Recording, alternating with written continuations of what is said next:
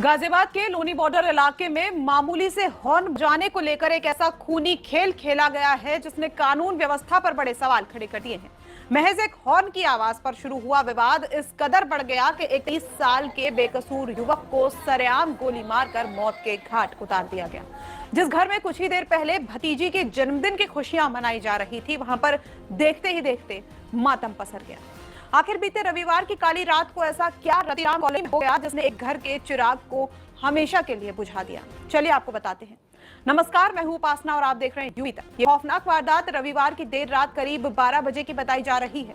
Ratiram colony का रहने वाला 23 साल का विपिन से अपने घर लौट रहा था। वो अपनी भतीजी के जन्मदिन में आए रिश्तेदारों को छोड़कर वापस लौट रहा था।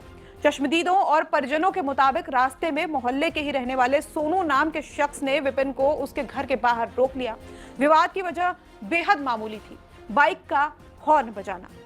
आरोप है कि हॉर्न बजाने को लेकर दोनों के बीच कहासुनी शुरू हो गई, लेकिन सोनू पर इस कदर खून सवार हुआ कि उसने अपनी दबंगई दिखाते हुए सीधे ताबड़तोड़ फायरिंग शुरू कर दी।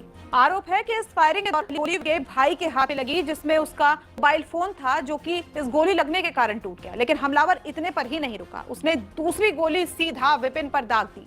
गोली लगते ही विपिन लहूलुहान होकर जमीन पर गिर पड़ा। उसे तुरंत अस्पताल ले जाया गया, लेकिन डॉक्टर्स ने उसे मृत घोषित कर दिया।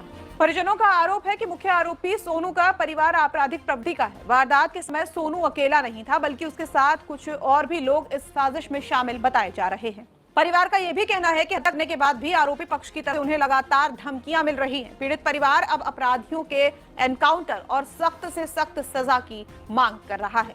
रात मेरे एक भाई को गोली मार दी गई और मेरे को भी लगी है। पहली गोली मेरे को लगी थी। क्या कारण था? कारण था, हम अपने एक रिश्तेदार को छोड़ के आ रहे थे बाहर रोड पे। उधर से आते टाइम यहाँ 3-4 बंदे थे, पिछली गली में रोड पे थे पीर के पास। उन्होंने रोका है, रोकने के बाद गाली गलौज की है।